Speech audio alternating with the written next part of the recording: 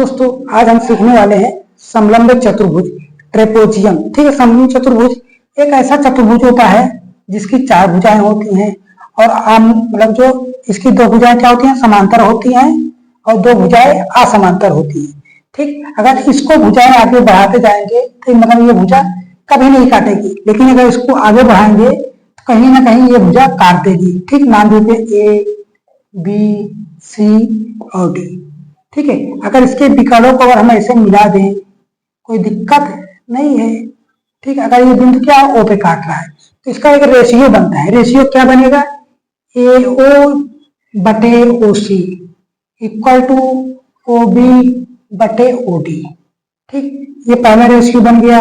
अगर इसी को क्या आप चाहे नीचे से ले लीजिए चाहे ऊपर से ले लीजिए, मतलब रेशियो आपका सेम ही बनेगा। अगर आप इसमें नीचे से ले रहे हैं तो दूसरे वाले में भी नीचे से ही लीजिएगा। ठीक, और उसमें बात आती है अगर इसके हम जो असमांतर भुजाएं हैं, जो असमांतर भुजाएं हैं अगर इनके मध्य बिंदुओं को ऐसे मिला दें, क्या इसकी लंबाई पूछ लेता है।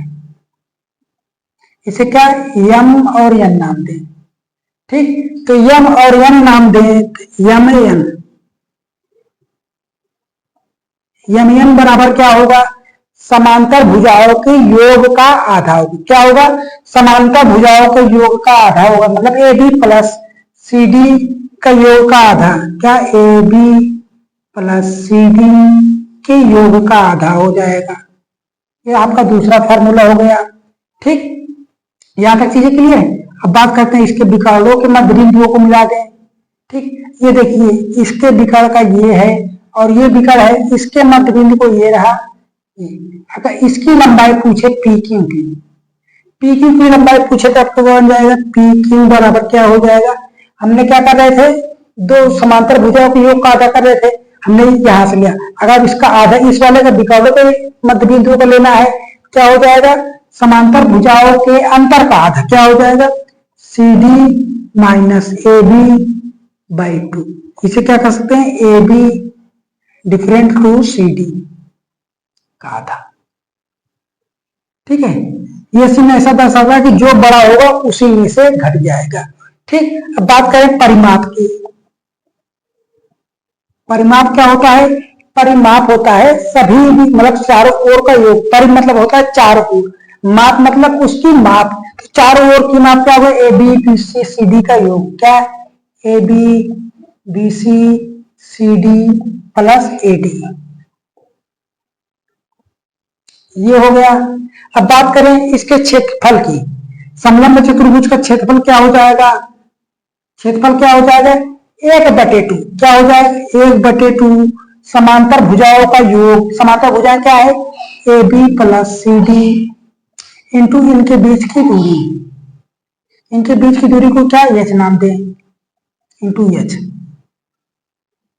समलंब चतुर्भुज का क्षेत्रफल क्या हो जाएगा, 1/2 समांतर भुजाओं का योग पर इंटू उनके बीच की दूरी या ऊंचाई। ठीक है, यहां तक चीजें क्लियर है। और चीजें जैसे बनाना हो दोस्तों, क्या अगर इसको ऐसे मिला दें, अगर इसको ऐसे मिला दें क्या हो जाएगा, ये भी तो ए बी ही बनेगा। ये ए बी इसी के बराबर आ रहा है। अब इसका क्षेत्रफल कैसे निकालेंगे, अब इसका क्षेत्रफल कैसे निकालेंगे, एक इसका क्या एक वर्ग बन गया, मतलब जो भी आएगा एक इस चतुर्भुज का क्षेत्रफल, इसको लिख देता हूं इसे चतुर्भुज। चतुर्भुज क्या है, ए पी नाम में अलग अलग देते हैं, पी क्यू आर एस,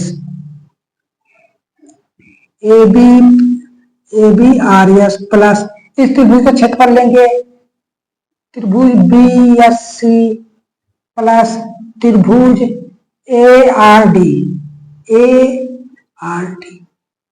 ये होगा इसका। ठीक, इसको इसका क्षेत्रफल ये भी बनेगा, ये भी बनेगा। अगर इसकी अलग अलग भुजाएं दी हो, समांतर भुजाएं ना दी हो, ना बन पाए, तब आप इससे निकाली जाएगा तो दोस्तों बन जाता है इस केस में। ठीक है, यहाँ तक चीजें क्लियर है। अब बात कर लें दोस्तों, 2-4 क्वेश्चन कर लें। अब 2-4 क्वेश्चन कर लेंगे तो हमारा कॉन्सेप्ट पूरी तरीके से क्लियर हो जाएगा। ठीक, क्वेश्चन को देखते हैं।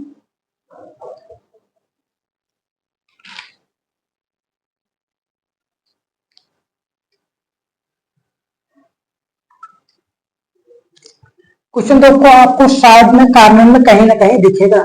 ठीक है, जैसे एडजस्ट होगा मैं कर दूंगा, बाकी क्वेश्चन को आपको बनाना है और समझना है अच्छे तरीके से। बना लेते हैं, बहुत अच्छी बात है। अगर नहीं बना पाते हैं तो मैं सिखा दूंगा, ठीक है।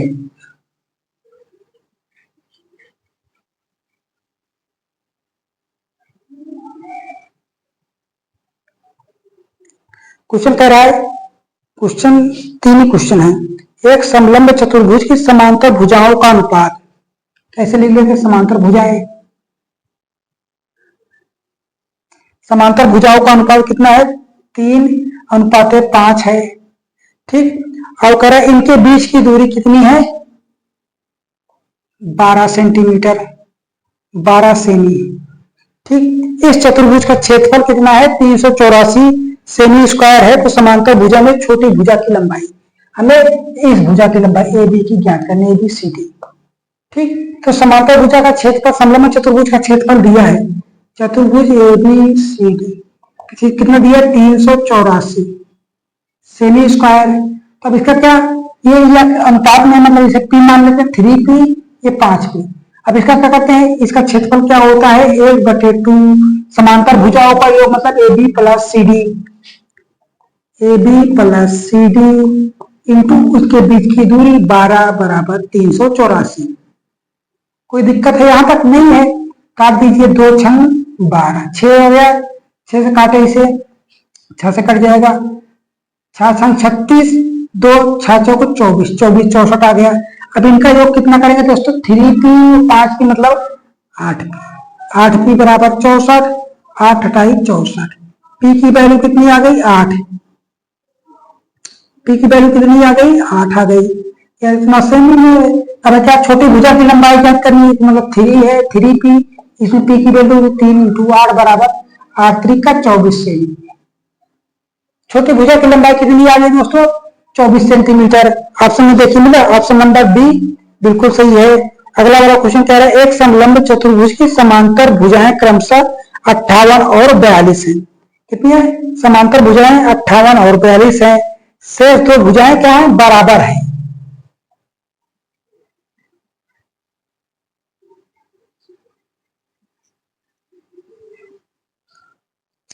शेष 2 भुजाएं बराबर हैं। इनमें से प्रत्येक भुजा 17 सेमी की है, 17 मीटर लंबी है। इसका क्षेत्रफल ज्ञात करना है।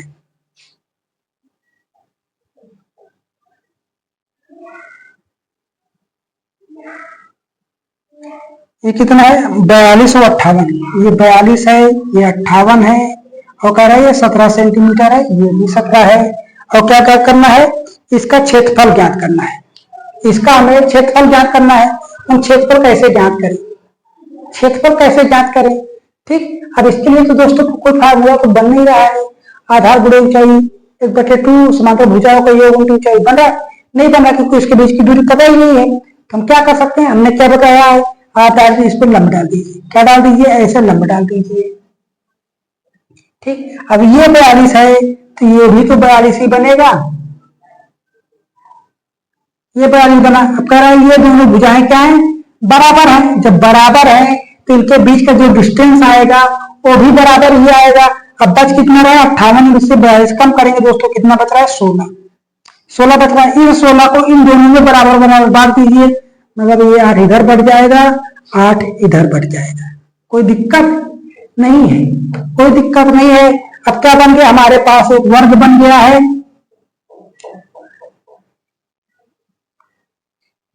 नहीं, वर्ग नहीं बना, मतलब जो बनेगा आयत बना है, एक 2 त्रिभुज बना है, ठीक। अब देखिए इसकी लंबाई हमें ज्ञात करनी है, इसकी लंबाई हमें ज्ञात करनी है।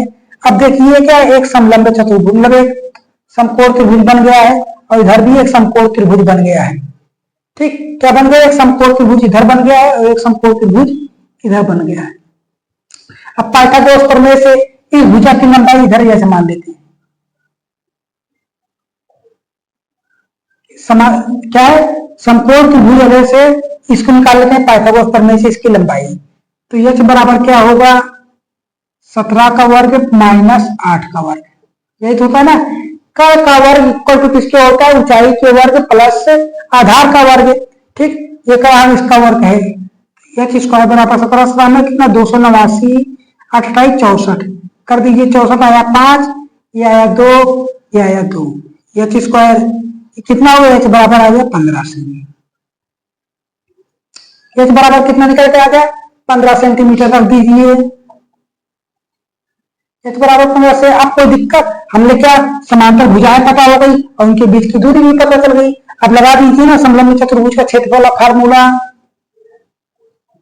क्षेत्रफल का फार्मूला क्या है, 1/2 42 प्लस 58 इंटू उनके बीच की दूरी 15।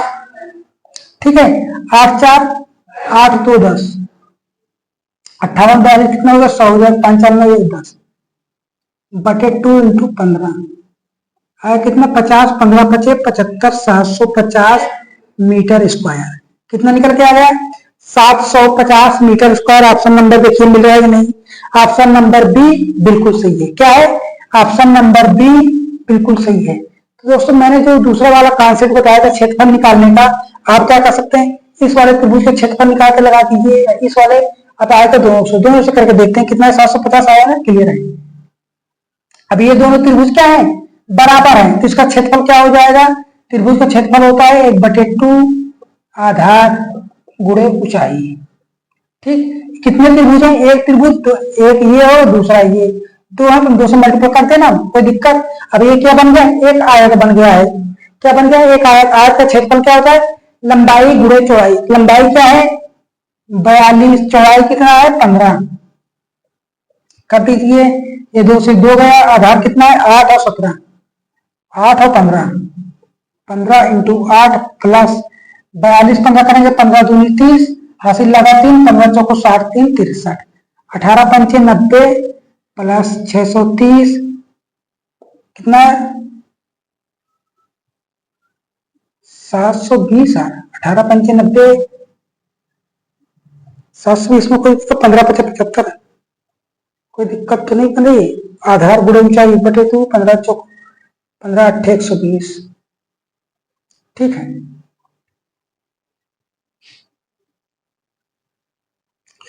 कुछ चित्र छूट रहा है, कुछ ये गड़बड़ हो रहा है, मतलब क्या गड़बड़ हो रहा है।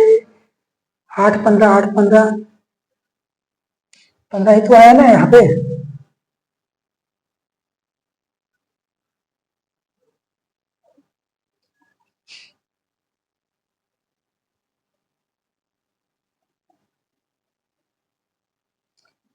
क्या देखिए 15 8 120 होता है, कितना 15 8 120। अब देखें दोस्तों कितना आ गया 750 मीटर स्क्वायर। कोई दिक्कत नहीं है, बनेगा दोस्तों। जो कॉन्सेप्ट अगर आपका कॉन्सेप्ट क्लियर है तो आपका आंसर 110% बनेगा। ठीक है, थोड़ा कैलकुलेशन दिमाग में एक बार गलत चीज बैठ जाती है ना, जल्दी हटती नहीं, वो क्वेश्चन कुछ टाइम बाद ही आता है। ठीक है, इजी एग्जाम में इसलिए छोटे छोटे क्वेश्चन गलत हो जाते हैं, घर आने के बाद ये गलती हो गई मेरे से। अगला वाला क्वेश्चन क्या है, एक समलंब चतुर्भुज की आकार के खेत की कितना है। क्वेश्चन पढ़िए तब तक, मैं इसे रफ करके लगाता हूँ क्वेश्चन।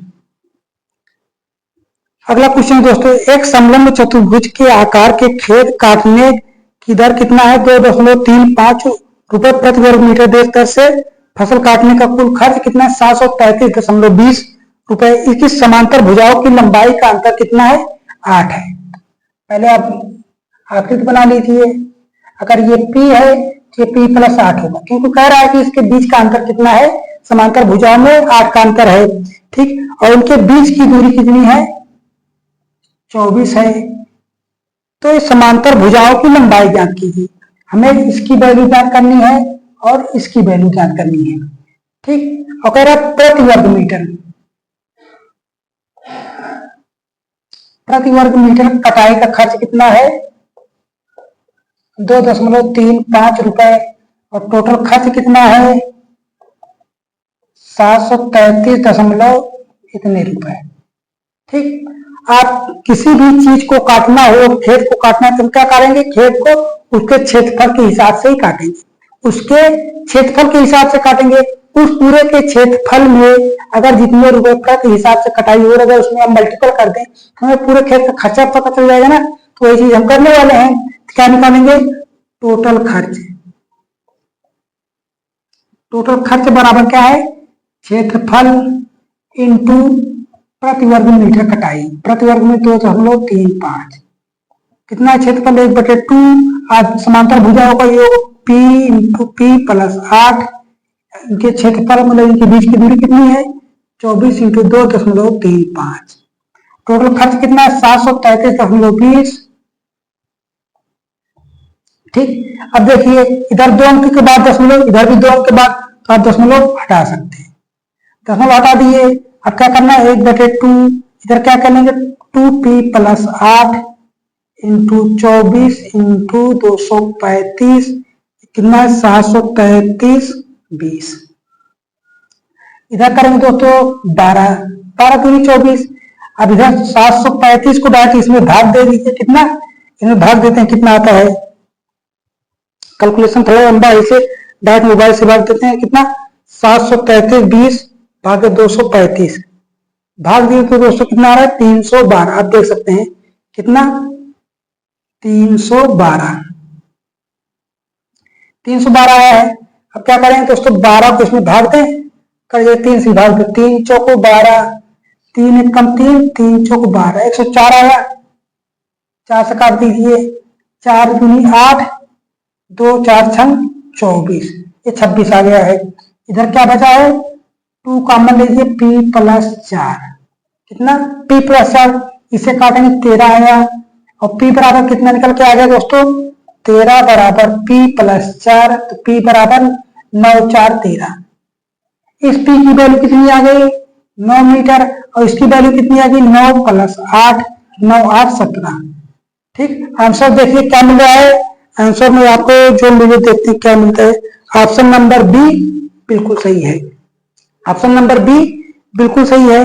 तो दोस्तों आज के लिए बस इतना ही रखते हैं, बाकी कल सीखेंगे कुछ नया टॉपिक और ऐसे मजेदार और कॉन्सेप्ट तरीके से, कोई ट्रिक वगैरह का लफड़ा नहीं रहेगा, लेकिन आपके कॉन्सेप्ट क्लियर हो जाएंगे, ये 100% गारंटी है।